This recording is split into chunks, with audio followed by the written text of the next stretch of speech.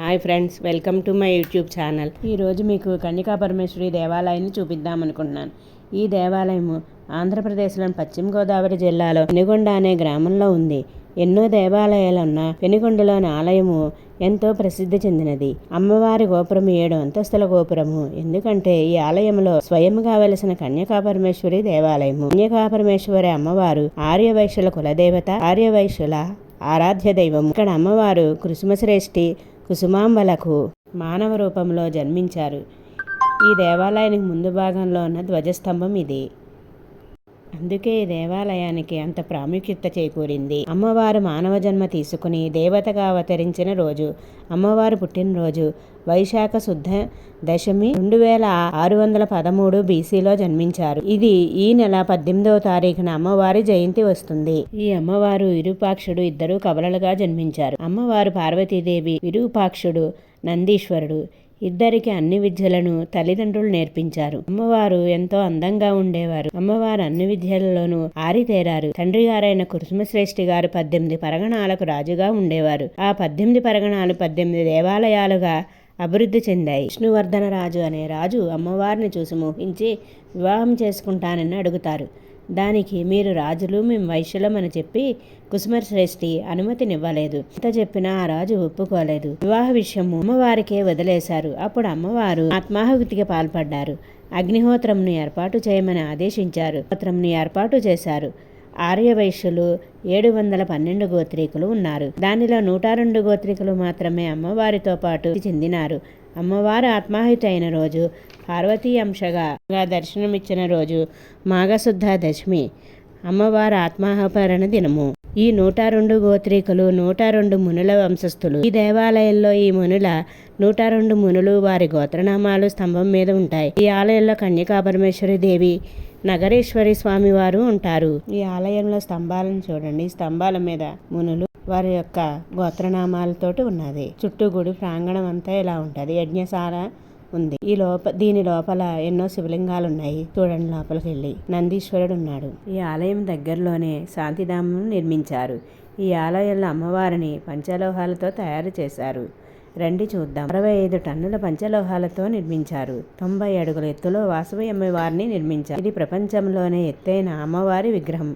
గర్భగుడిని 180 అడుగుల ఎత్తులో నిర్మించారు. ఏ ఆధారం లేకుండా అమ్మవారి విగ్రహాన్ని నిర్మించారు. దీనిని 2019 ఫిబ్రవరిలో ఆవిష్కరించడం జరిగింది. చుట్టూ ప్రాంగణాన్ని చూడండి, చాలా విశాలంగా ఉంది.